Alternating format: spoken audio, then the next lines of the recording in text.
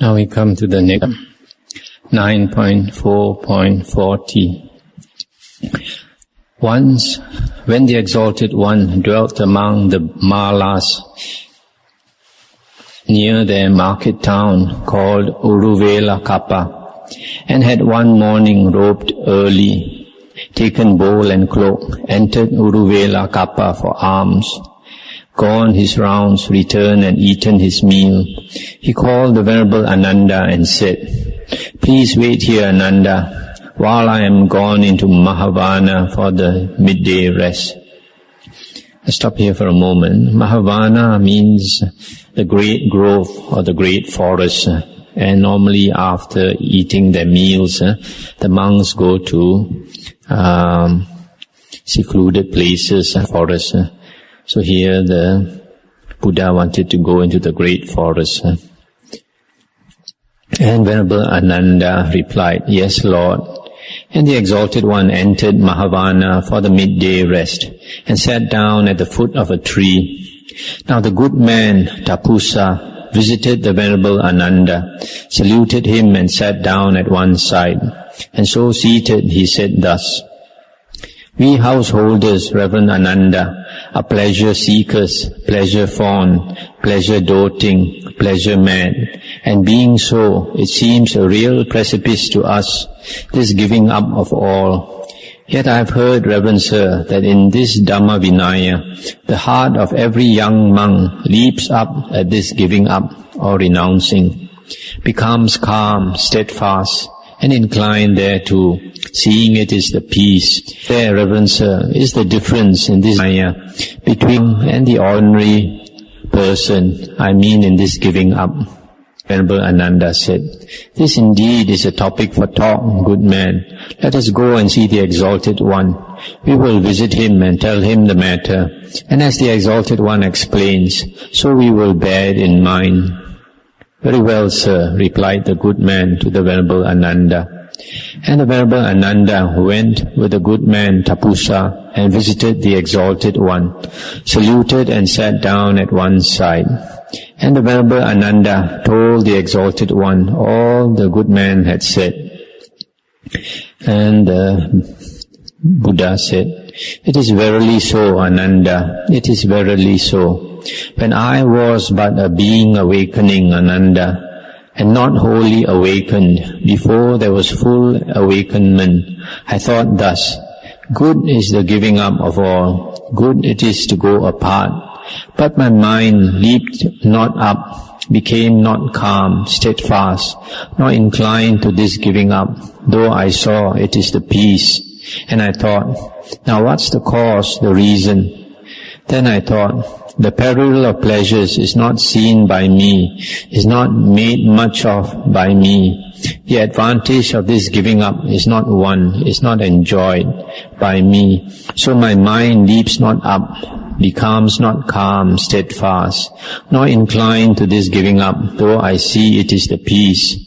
And I thought, if seeing the peril of pleasures I were to make much of it, if winning the advantage of this giving up I were to enjoy it, it would surely happen that my mind would leap up, become calm, steadfast, and inclined to this giving up on seeing it to be the peace." And just stop here for a moment. So here the Buddha is saying that even though when he first renounced, he thought it is good to give up, to go apart, but his mind did not really welcome it, and did not become calm or inclined to this giving up. And he realized that because the danger of sense pleasures was not seen by him. So you can see that it is necessary to see or to realize the danger of sensual pleasures, to see that it leads to a greater craving. If we indulge in sensual pleasures, it leads to a greater craving for it, because it cannot be satisfied. And the Buddha gave a parable in the Majjhima Nikaya about a butcher and a dog. The Buddha said, a hungry dog saw a butcher carving the meat from the bones. So it went near the butcher and sat down there, waiting for the butcher to give him a bone with the flesh. The butcher, after carving up the meat, threw him a big bone without any flesh. And happily the dog carried this bone to one corner and started to chew on it, to gnaw on it. But in spite of chewing and gnawing on the bone, because there was no flesh, the dog was still hungry. And in the same way, the Buddha said, when we indulge in sensual pleasures, it is not something that is satisfying. It is only for a moment it satisfies us, but our desire becomes greater. And sensual desires, the Buddha said, is like a disease. In the Magandhya Sutta, in the Majjhima Nikaya, the Buddha gave a parable of a leper. The Buddha says, this leper is diseased, the flesh is rotting, so there is a terrible itch, which makes him scratch his flesh, the rotting flesh. But the more he scratches the flesh, the more it rots, the more pus comes out, blood comes out, the more foul smelling it becomes. But he has no choice, because the itch is so terrible, that he has to keep on scratching himself until more blood comes out, more pus comes out. In spite of that, he can't stand the itch, which goes to his very bone. So what does he do? He goes to find a burning ember. Takes a burning ember and he burns his flesh, and then that satisfies the itch for a while. And later, he again has to scratch and find some other ember to burn his flesh. But the more he scratches and burns his flesh, the more the flesh oozes blood, more pus develops, more foul smelling it becomes, and the worse his condition becomes. It doesn't become better. So in the same way, when we indulge in sensual pleasures, it is like this disease of the leper. We become more sick, more craving is developed. So that is why suttas are very important. When we listen to suttas and we listen to parables like these beautiful parables like this given by the Buddha, then we understand the nature of sense desires, and we also understand the danger of sense desires. And when we see it, then we are more inclined to renouncing, more inclined to giving up. And the Buddha continued, and presently, Ananda, on seeing the peril or danger, I made much of it. On winning the advantage, I enjoyed it, and my mind leaped up, became calm, steadfast, and inclined to this giving up. On seeing it was the peace. And presently, Ananda, aloof from sense desires, I entered and abode in the first jhana. But as I abode in this abiding, thoughts and distractions of a sensual kind beset me, and it was for me a disease. Just as some ill amounting to a disease might arise in some happy person, Ananda, even so such thoughts and distractions beset me, and it was for me a disease. Stop here for a moment. So here the Buddha is saying, when he tried to practice the jhanas, and he had entered the first jhana, very soon he was distracted with sensual thoughts. Why was the Buddha distracted with sensual thoughts? Because before he renounced, as a lay person, he was from a rich family, and he was surrounded by a lot of slaves, and these there was a lot of female slaves who attended to him like a deva. And he said during the rainy season, he would stay in this big mansion which his father built for him. There were 3 seasons in India, and every season he would stay in a different mansion. And during the rainy season, when it rained a lot, for 4 months he stayed in this big mansion, surrounded by all the female slaves, with no men around. So he enjoyed a lot of sensual pleasures. And because of that, when he became a monk and tried to practice, these sensual memories of sensual desire came and disturbed him. And When he entered the jhanas, the thoughts of the sensual kind distracted him, and he came out of the jhanas. Jhanas are states that we have to practice continually to be able to abide long in them. Otherwise, you enter a jhana for a short while and you just come out of it automatically. Then the Buddha continued, "Then I thought, what if I were to suppress applied and sustained thought, and abide in the second jhana, the third, the fourth jhana, the sphere of infinite space, of infinite consciousness, of nothingness, of neither perception nor non-perception, in the ending of perception and feeling. And presently, Ananda, passing wholly beyond the sphere of neither perception nor non-perception, I entered and abode in the ending of perception and feeling. And I saw by wisdom that the asavas were completely destroyed. And so long, Ananda, as I attained not to, emerged not from, these 9 attainments of gradual abidings, both forwards and backwards, I realized not completely as one wholly awakened, the full perfect awakening, unsurpassed in the world with its gods, Maras and Brahmas, on earth with its recluses, Brahmins, Devas and men. But when I attained to and emerged from these abiding such-wise, then wholly awakened, I realized completely in the full awakening, unsurpassed. Then knowledge and vision arose up within me. My mind is released, and this release is unshakable. This birth is final. There is now no more becoming again. That's the end of the sutta.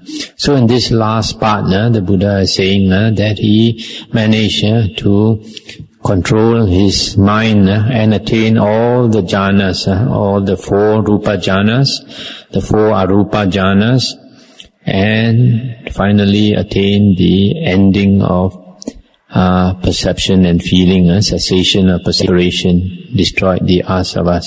And the Buddha has said in this last part, so long, Ananda, as I attained not to, emerged not from, these 9 attainments of gradual abidings, both forwards and backwards, I realized not completely as one wholly awakened, the full perfect awakening, unsurpassed in the world.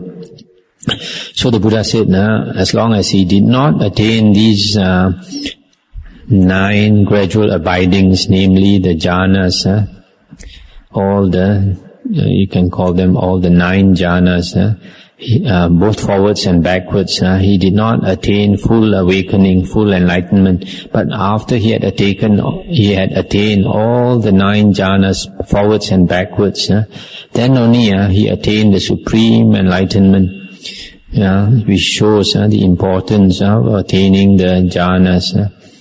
But however, it doesn't mean that psychic power, some people confuse jhanas with psychic power. They think that by attaining jhanas, automatically one attains the psychic powers. This is not so, because we find that Venerable Sariputta, in the Majjhima Nikaya, it is stated that Venerable Sariputta has attained all the jhanas.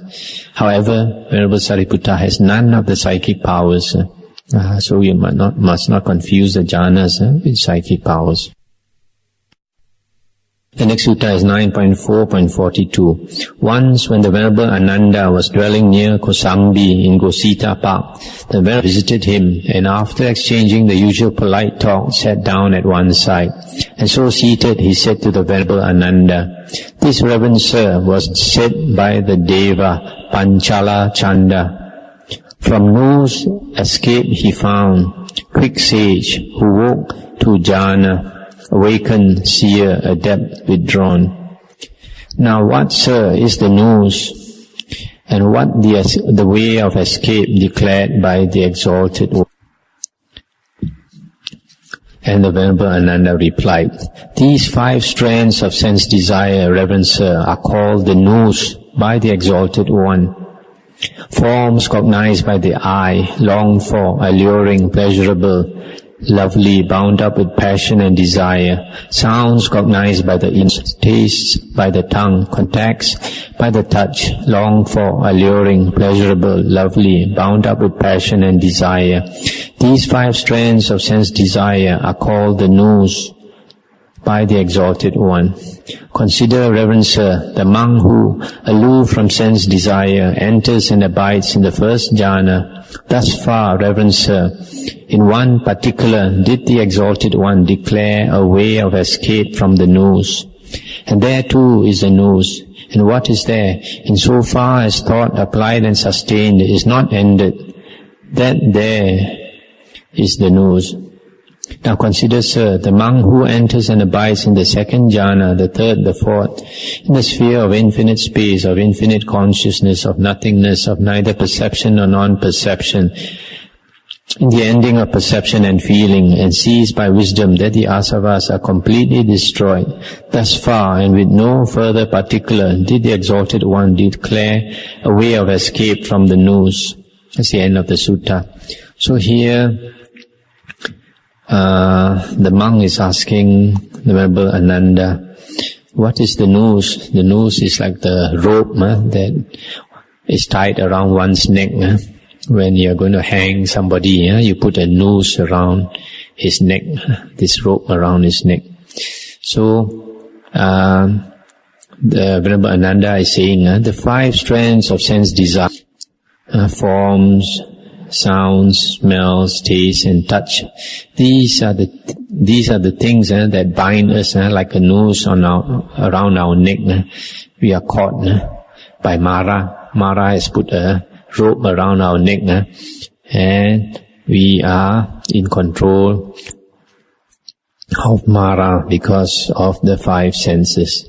And the way of escape that the Buddha has declared is the first jhana, the second jhana, third, fourth jhana, sphere of infinite space, of infinite consciousness, nothingness, neither perception or non-perception, and in the ending of perception and feeling.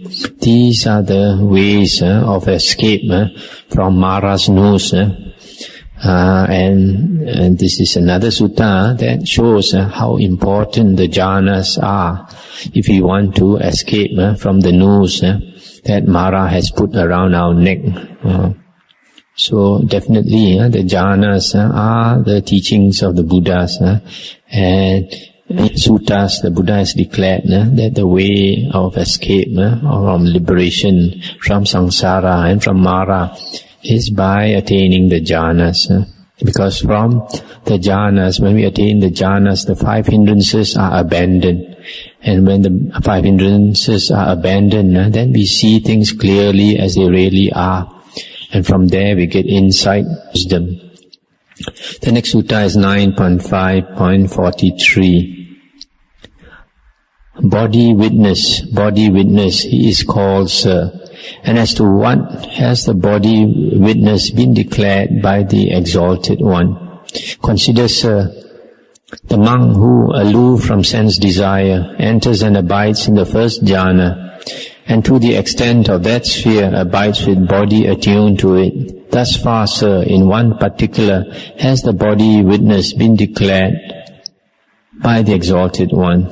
And similarly for the second jhana, third jhana, fourth jhana, sphere of infinite space, infinite consciousness, nothingness, neither perception nor non-perception, and the ending of perception and feeling. So here this sutta is talking about body witness, kaya sakin. Kaya sakin is a person who has, sometimes it is translated as testified with the body, but probably you can also call it body witness. He has become a witness with his body, which means usually this person, body witness, kaya sakin, is a person who has developed the jhanas, who has developed concentration as his main point. His strength is in attaining the jhanas, and this is one of the Aryans, one of the 7 types of Aryans mentioned in the Kitagiri Sutta in the Majjhima Nikaya. And this body witness is not yet an Arahant. He is a Seka, one who is possibly a Sakadagamin, second fruition person, or third fruition person, or a fourth path attainer, but not yet a fourth fruit attainer, not yet an Arahant. So this is the body witness. The next sutta is 9.4.44. Liberated by wisdom, Panya Vimutto. Liberated by wisdom, he is called Sir. And as to what has the one liberated by wisdom been declared by the Exalted One? And the answer, who aloof from sense desire, enters and abides in the first jhana, and by wisdom understands it. Thus far, sir, in one particular has the one liberated by wisdom been declared by the Exalted One. Similarly, for the second jhana, third jhana, fourth jhana, sphere of infinite space, sphere of infinite consciousness, nothingness, neither perception nor non-perception, ending of perception and feeling. Now, so this sutta is talking about the Panya Vimutto. Panya Vimutto is the one liberated by wisdom. And this refers to an Arahant. Just now I mentioned Aryans, mentioned in the Kittagiri Sutta. Two of them are Arahants. One is this one, liberated by wisdom. And liberated by wisdom means a person attains the jhanas, as mentioned in this sutta. He attains he has attained the jhanas. But when he is liberated, at the moment of liberation, he does not use the jhanas. For example, Venerable Sariputta had attained all the jhanas.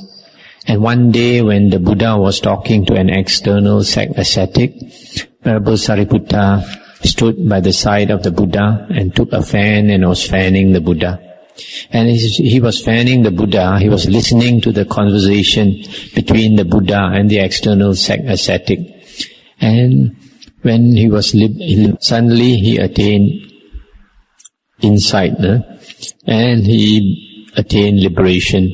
So such a person is called liberated by wisdom, because at the moment of liberation, the faculty of wisdom is strongest. He is not using jhana at that moment. He is using wisdom. That's why he is said to be liberated by wisdom. But even here, as is mentioned in this sutta, even one who is liberated by wisdom still needs the first jhana, or the second, or the third, or the fourth jhana, or the other jhanas, the arupa jhanas. So jhanas are always needed for liberation. But it is interesting here that even a person who attains the first jhana can attain liberation, but this is not always the case. Usually the Buddha mentions that the fourth jhana is needed. But sometimes in certain persons whose faculty of wisdom is very strong, even with the first jhana, they can become an Arahant. The next sutta is 9.5.45. Liberated both ways, he is called Sir. And as to what has the one liberated both ways been declared by the Exalted One? Consider, sir, the monk who, aloof from sense desire, enters and abides in the first jhana, and to the extent of that sphere abides with body attuned to it, and by wisdom understands it. Thus far, sir, in one particular, has the one liberated